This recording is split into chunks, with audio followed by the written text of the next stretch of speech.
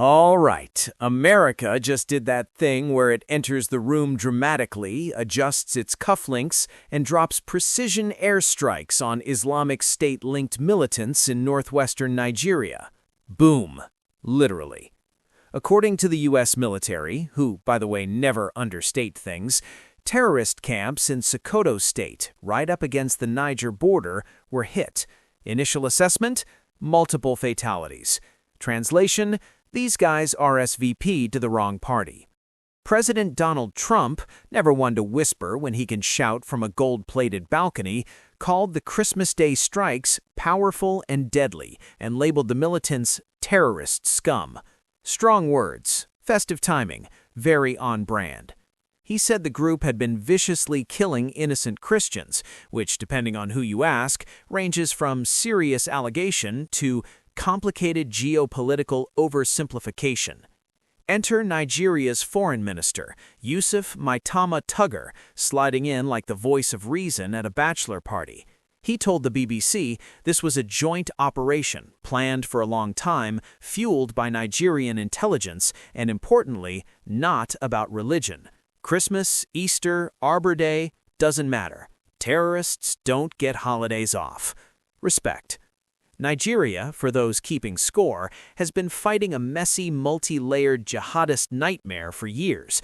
Boko Haram, IS splinter groups, offshoots of offshoots, basically the cinematic universe nobody asked for.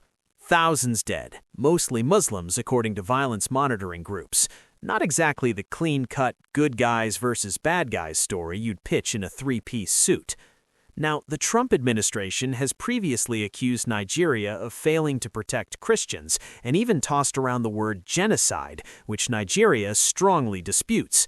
Independent groups say there's no solid evidence Christians are being targeted more than Muslims. In short, it's complicated, emotional, and nobody wins the argument on social media.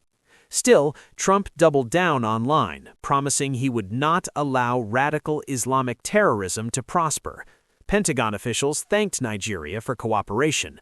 Someone even signed off with a cheerful, "Merry Christmas!" Nothing says holiday spirit like a missile launch video posted by the Department of Defense. Behind the scenes, analysts think the strikes likely hit a newer IS-aligned group, locally called Lakurawa, that's been quietly setting up camps in Sokoto and Kebbi states over the past couple of years, imposing harsh rules, launching attacks, and generally being the worst house guests imaginable. And Nigeria's problems don't stop there.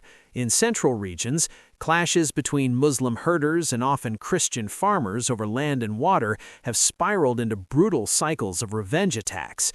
Tragic, bloody, no suits, no winners. Zoom out, and this is the second big U.S. move against IS in weeks. Just last week, America unloaded over 70 strikes in Syria involving jets, helicopters, artillery, and Jordan aircraft. Retaliation for the killing of 3 Americans. That's not escalation. That's a strongly worded response written in explosives.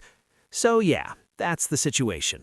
Complex geopolitics, conflicting narratives, terrorist networks mutating like bad dating habits, and the United States reminding everyone that when it intervenes, it doesn't knock, it arrives. And that, my friends, is how you wage foreign policy. Legend? Wait for it. Dairy. Suit up because it's going to be legend. Wait for it. Dairy. Good night, everyone.